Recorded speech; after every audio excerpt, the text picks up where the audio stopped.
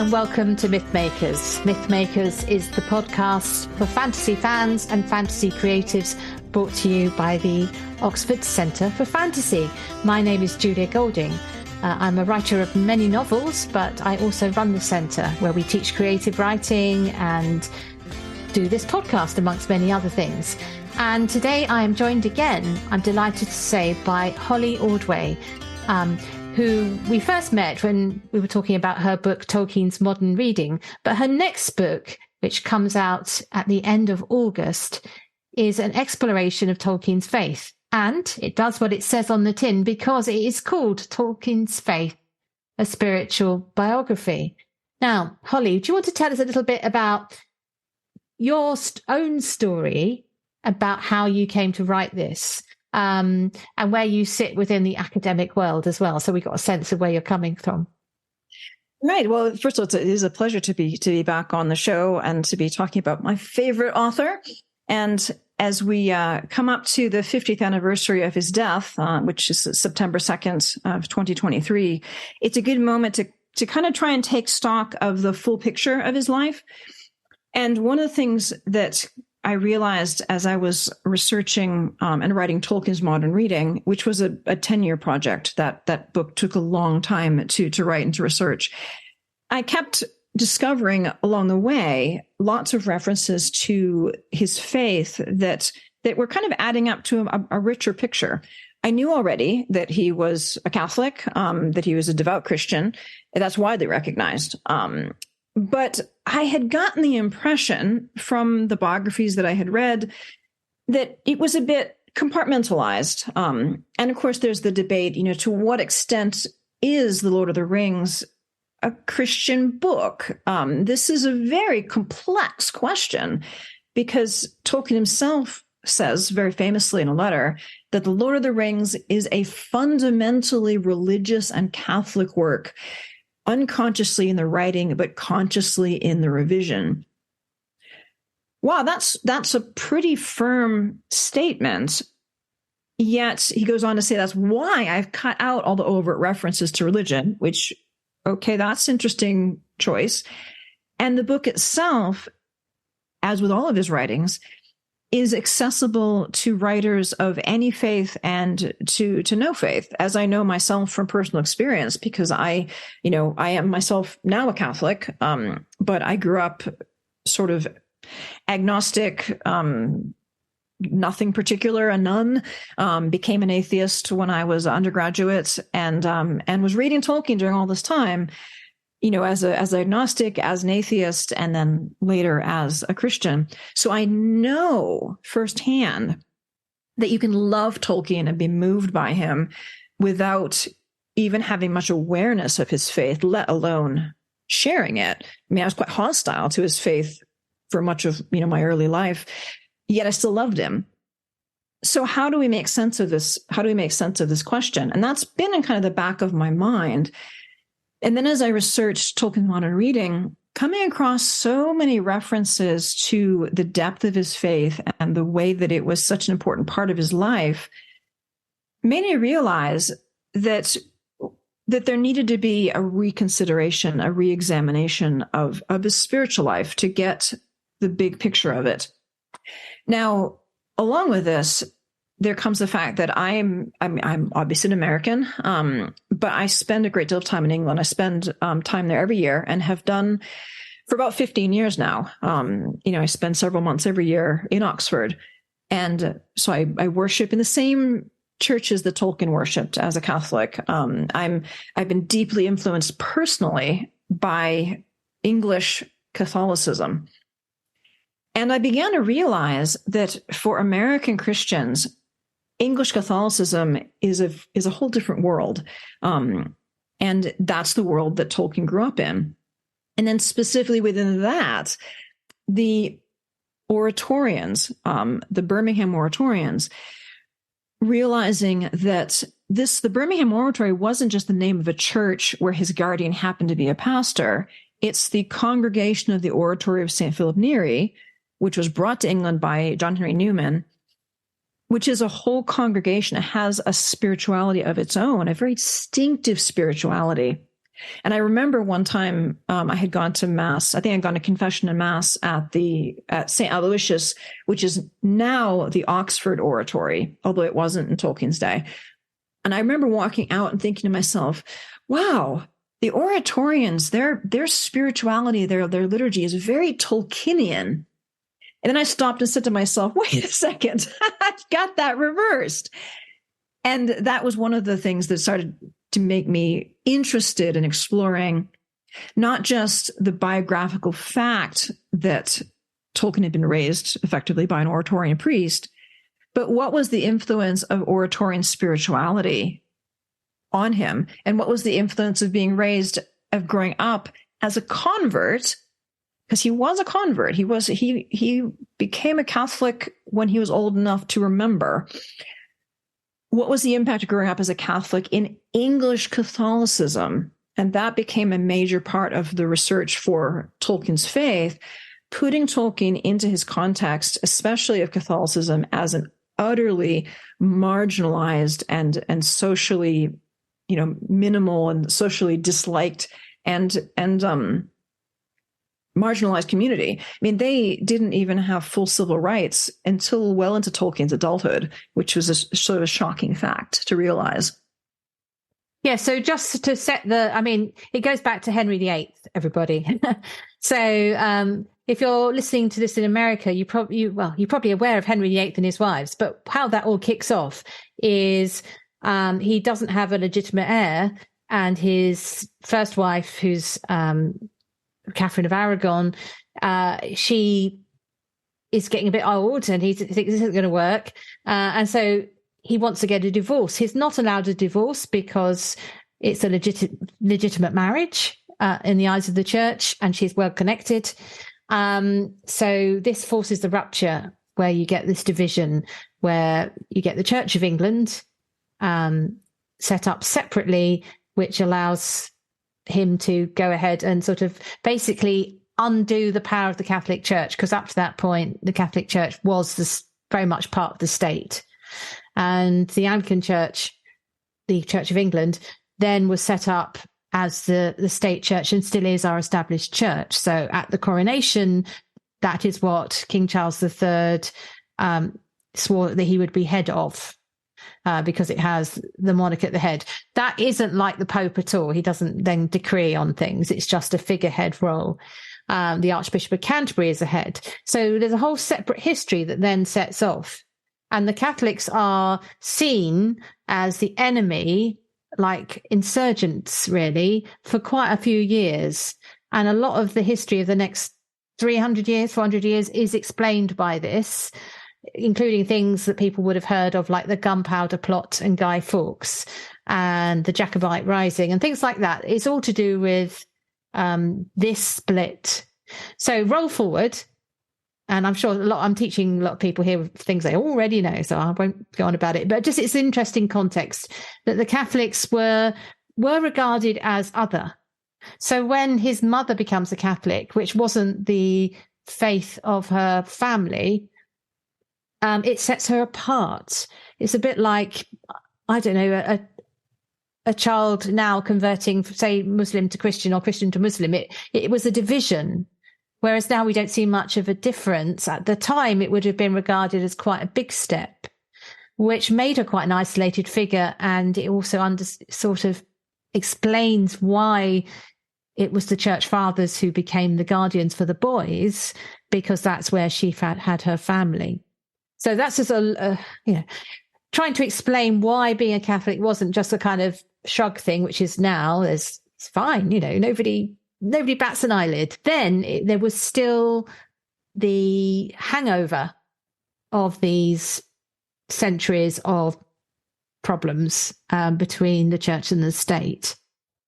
That thing you said about how the liturgy is very Tolkienian, or Tolkien was inspired, is fascinating. I can't wait to read your book so that I can find out the detail of that. But what do you think that there was in the English version of Catholicism in particular that inspired Tolkien creatively? Is there anything you can think, oh yes, there's some kind of aesthetic here, some sort of feeling about his faith that then becomes woven into the creation of Middle Earth? Well, yeah, this is a huge question. To kind of narrow it down a little bit, to be a Catholic in England was its own experience, which we've already sort of lightly touched on. But specifically, I think he was really influenced by Oratorian spirituality, which is a charism sort of within Catholicism. I think often people who are not Catholics, and many who are, tend to think of Catholicism as uniform, like, well, this is what all Catholics do. There are obviously many things that all Catholics do, but there's a lot of diversity of sort of spiritualities within Catholicism. The Dominicans are very much, their ministry is preaching. Their churches tend to be much sort of simpler, like Blackfriars in Oxford, very sort of simple, plain design. There's the Franciscans with the emphasis on poverty of life. And so there's different sort of spiritualities within Catholicism. And Oratorian spirituality is not very well known. This is the congregation founded by Saint Philip Neri, who was an Italian saint, 16th century, who inspires the oratory in Rome, and it spreads to other places. And John Henry Newman brought it to England. And there are a couple of interesting points about the Oratorians. One is that they place a particular emphasis on ministering to the more highly educated in the community. They always go into cities. And so Birmingham, for instance, and they place a great emphasis on music and beauty in the liturgy. And this is then an aesthetic that he grew up in this real sense of beauty. And we can't take that for granted, because not all English Catholic churches are, or certainly would have been then, beautiful or with good music, because partly as a result of the Reformation and the establishment of the Church of England, all of the existing churches, which had been Catholic up to that point, were converted to Anglicanism. Catholics no longer had places of worship, and even after, and for a long time, it was illegal to be a Catholic, to attend Mass. Even after those penalties were lifted, it wasn't until 1791 that Catholics could even build churches again. And even then there were restrictions. They couldn't, for instance, put steeples on them for a long time because it would call too much attention to these Catholic places. And of course, Catholics in England were much poorer, significantly poorer than their Anglican counterparts. So the churches tended to be cheaper and uglier, generally speaking. And so there's a real cost in lots of ways to becoming a Catholic, not just socially, but even aesthetically. And that would have been something that Tolkien would have been well aware of. In the Oratory, he had the great privilege of being able to grow up surrounded by beauty. And interestingly, he would also have seen that happening, because when he and his mother and his little brother started worshiping at the Birmingham Oratory, it was not the big, beautiful church that we see now if we go and visit it. That was built during Tolkien's teenage years. He was originally a very small, shabby, kind of blah building that was then rebuilt into this big, beautiful church, sort of built up around him. So he has this early exposure to beauty and music, and a sense that it's important, that it's not just a little optional extra, that it's an important way that we worship, that we express our faith. And one other point I'll just make briefly, although I talk about it at much greater length in the book, oratory and spirituality really puts a great emphasis on joy. It's a spirituality of joy, but it's a spirituality that incorporates sorrow. Joy is not the same thing as happiness. And I think that this has a profound influence on Tolkien, and we can see it in many ways throughout his whole work, all of his ability to get through these sorrowful periods and still have a sense of joy. That's very very much in line with the spirituality of the Oratorians. I suppose the one big difference, thinking about it, between Middle-earth perception of faith and what we might or might not believe is they knew the gods were there. The Valar were over in the Undying Lands. And there's nobody who says, oh, Eru Iluvatar doesn't exist. It's not a world of doubt. Do you agree? It can be a world of despair, but... Well, that's a really interesting question. I mean, Tolkien is obviously writing Middle-earth from a point of view of natural theology. This is a pre-Christian world. He's very clear. It's a pre-Christian world. So there isn't any Christ figure in it. And he's also very clear that the Valar are angels. Angels are archangels. And he makes the point in one of his letters that the inhabitants of Middle-earth might call on the Valar as a Catholic would on a saint. So they're intercessory figures. But of course, Eru Iluvatar, who Tolkien is quite clear is God as he understands him, the one God, the God. I mean, he is not visible to the people of Middle-earth in that sense, just as now, perhaps much less so, because this is pre-incarnation. And we see not so much in Lord of the Rings, but in the Legendarium, the story of Numenor is a story of, worship of Eru perverted into, human sacrifice and worship of Morgoth. So I think Tolkien's not specifically working in the modern, very modern struggle with does God exist, because he's working in a natural theological framework in which he's taking it for granted that God does exist. But he's still certainly giving plenty of room for the people of Middle-earth to act as if God doesn't exist and to go. No, that's true. And there's also plenty of room for the bad guys and the fallen good guys to try and, achieve a power that is not appropriate for mortal or immortal people even, like the ring, for example, because it corrupts. But this theme is making me think some interest.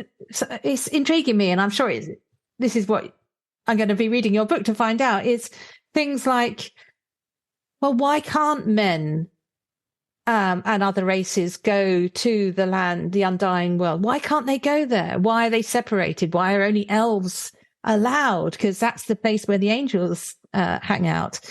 Why do men not know what happens to them after death, whereas elves do know that they wait in the halls of Mandos? And there's some suggestion that they sort of come back again. They don't leave the confines of the world.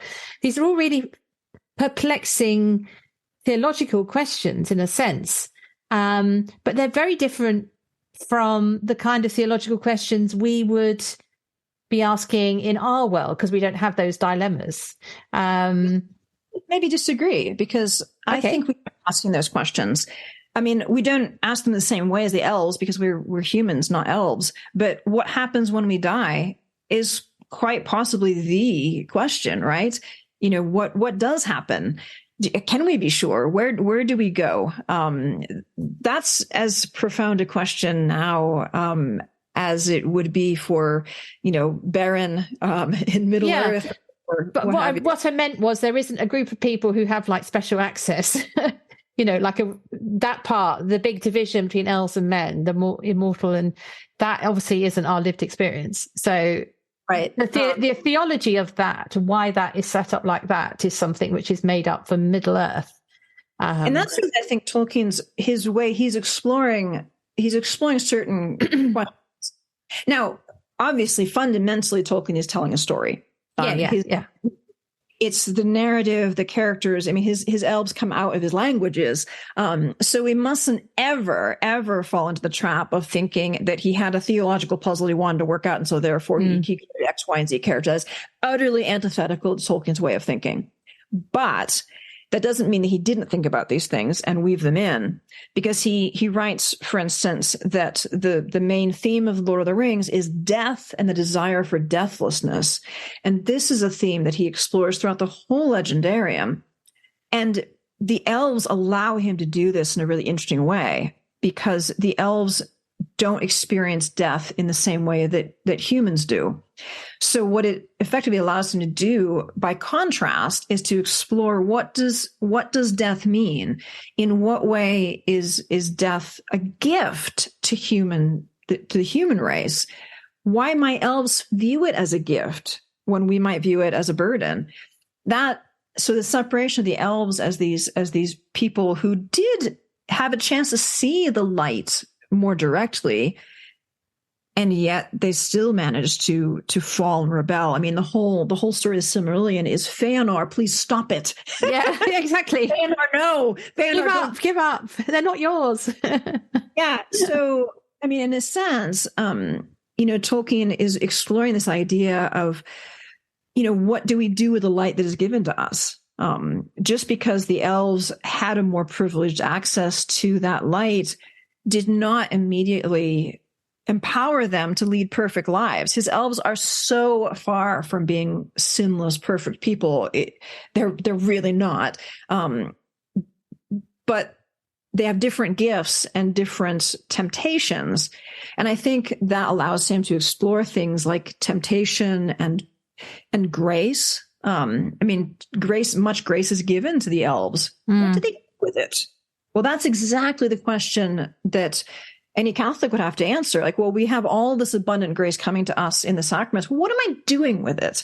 Am I attempting to conform to it, or am I just saying whatever and turning away from it? So I think this gives him a freedom to work with these themes, which is the freedom that fantasy gives. I think that's a probably more helpful way. The way you're talking about it is you see a theme like grace that is playing amongst the elves, and you then take that out. I was just getting a bit panicked by thinking about the other way in, when you're sort of looking for how it goes the other way. And I think so the idea of overweening ambition, the Numenor story, the falling for the tempter, the corruption, it's not really a question of a why question. It's oh yeah, I've seen that before, and isn't it that particular thing of the fall? And of course, the Numenor is interesting. It's the only place with an actual mentioned place of worship, isn't it? It sort of escapes the delete line. So, Holly, I'm really looking forward to reading this, but we also have to, of course, face up to the fact that for some people, in the Tolkien fandom out there, find mention of Tolkien's faith and Catholicism not something they're sympathetic with, and indeed something which scares them or makes them feel a bit outside, the Tolkien's world in a way. So how do you feel he handles his faith and the way it attaches it to his creativity that actually suits our diverse world? You said at the beginning that you had your own experience of sort of coming through various stages of faith, no faith, to being Catholic. So you obviously were able to navigate that yourself. But for someone who's listening who doesn't have a faith or is from another faith, is Tolkien still okay to read, or is he only preaching to the choir, shall we say? Well, he is. You should read him. He is. Yes, read Tolkien. And this is something that I found very encouraging for me as I researched this book. And one thing I want to note, when I wrote Tolkien's Faith, I'm very keenly aware that he has a readership of so many people who don't share his faith, who may be, as you noted, a little bit maybe nervous about it or off-putting. And so as in this interview, I've been quite straightforward. In the first chapter, I say, look, I am myself a Catholic. I share his belief. But, and I say this right in the beginning, in the first chapter, it has been my effort in the book to be just treating of his faith as he understood it. I neither critique it nor recommend it. My interest is exploring what did it mean to him, because he's a genius. If you're listening to this podcast, you probably don't have any, argument with that. He's a brilliant writer. So if it was important to him, I think it should be important to us. We don't have to share it. We don't have to like it. But I think it's really important to approach his faith without any presumption of either affirming it or rejecting it, because both of those attitudes lead to distortions where you find what you want to find, whether it's positive or whether it's negative. And as I looked at Tolkien's life, I realized that he had grown up really in such a way as to have a lot of sympathy and openness to all sorts of different people. He had the experience of being a convert who then was mentored by the Oratorians, who were themselves nearly all converts and had a great deal of sympathy for Anglicanism. So from the beginning, he was not raised by men who thought, oh, the Church of England is evil, Protestants are all heretics. No, they said, well, we have this blessing of becoming Catholics, but the Church of England they're still Christians, and they are, in some sense, really anticipating what will be explicitly taught at Vatican II. That was what was lived out in Tolkien's life in the influence of John Henry Newman, was a kind of, early ecumenism, saying, okay, well, we differ, but we're not enemies. He went to school at a Protestant school, King Edward's School, which I learned was distinctive in that not only did it have both Catholics and Protestants, but even Jewish students. And that is very not typical of English, schools of his day. So he grows up with friends from diverse backgrounds. And throughout his whole life, he has friends who are Protestants of all different kinds. And also he has friends and acquaintances who are not believers. And he's always quite forthright. Like, well, this is my faith. No one ever thought he wasn't a Catholic. But he's always able to relate to other people and not to let it be a barrier between them. It's quite moving, really, some of the things that he writes and says about his non-Catholic friends.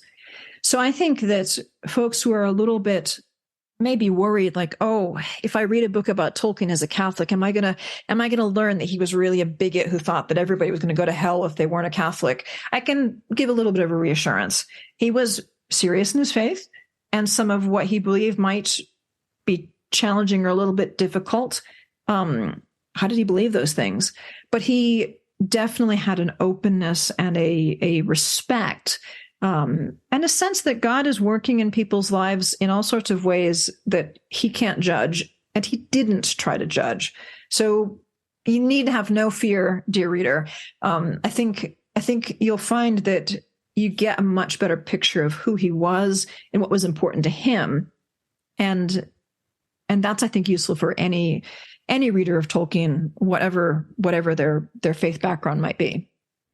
Yes, thank you. That's a very good place to, land this discussion. So we look forward to seeing that book and having a reset. I particularly like the idea of actually being a bit more clever about understanding what Catholicism is, rather than just saying he's a Catholic, saying actually there are many flavors. And this particular one is the one that we see working its way through his work.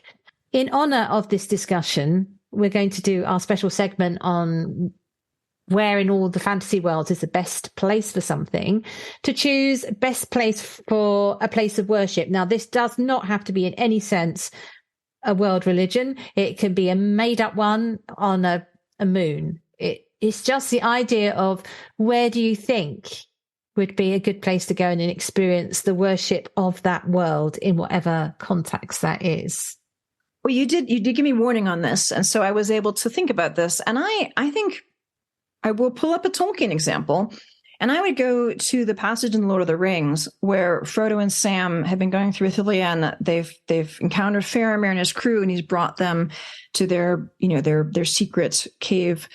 And then they're about to have the meal. And then I'll go ahead and I'll just read. I pulled up a passage. It says, they were led then to seats beside Faramir, barrels covered with pelts and high enough above the benches of the men for their convenience. Before they ate, Faramir and all his men turned and faced west in a moment of silence. Faramir signed to Frodo and Sam that they should do likewise. So we always do, he said, as they sat down. We look toward Numenor that was, and beyond to Elvenhome that is, and to that which is beyond Elvenhome and will ever be. Very liturgical. Very much so, very much so. And this is in fact one of the instances of religion that Tolkien chose to leave in. This is an example of a sort of natural theology of worship. And I think I like that as an example of a place or occasion of worship, because it kind of gets to the foundations, that it isn't necessarily, it isn't just about the place. This is about a recognition of what was and what is to come. Whatever that might mean to you at that particular moment, it's a good thing to be reflecting on. And I think it's a very inviting moment in The Lord of the Rings. So I would pick that. I would join in that. Yeah, no, I think that's a perfect example. So I've got to choose something different. So the thing that came to my mind is early on in Out of Silent Planet by C.S. Lewis, when Ransom, who's been basically kidnapped and taken on board a spaceship. It's very Flash Gordon in its kind of technology. But anyway, this spaceship has a sort of deck where you can see out. And the great revelation that Ransom has is that ours is the dark, silent planet. And the solar system that he's traveling in is the singing spheres. It's using that medieval idea of the heavens and giving it a sort of sci-fi makeover. But there's a description of Ransom lying naked, bathed in this light, and just sort of absorbing the praise of the universe. It's a marvelous piece of writing. It's when C.S. Lewis seems to really take off and produce some amazing word pictures. So it's like a moment of worship on a spaceship. So that's my offering. Oh, and I love that passage. That's such a great scene. Yeah. And that great line where, the idea of space, emptiness, is a blasphemous libel, because that's not what it is. It's full of it's the heavens, which is why we should call it the Ransom trilogy or the Cosmic trilogy and not the Space trilogy. Yeah. Yes. Yeah. That's a great passage. Thank you so much, Holly, for joining us, and we wish you all the best with that new book. And I'm waiting to get my hands on a copy. Excellent. Well, my pleasure. Thank you.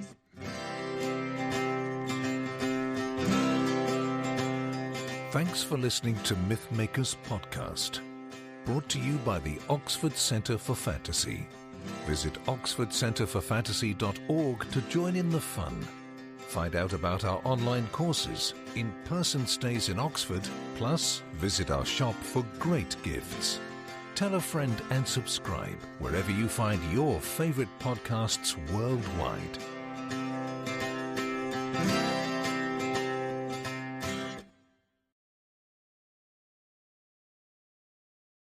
You're listening to this podcast, so I know you've got a curious mind. Here's a helpful fact you might not know yet. Drivers who switch and save with Progressive save over $900 on average. They make it super simple. Pop over to Progressive.com, answer some questions, and you'll get a quick quote with coverage options tailored to your choices. Plus, you'll see which discounts you may qualify for, like the online quote discount or savings for paying in full. In fact, 99% of Progressive Auto customers earn at least one discount. See if you could save when you switch to Progressive. You'll feel good about making a savvy choice.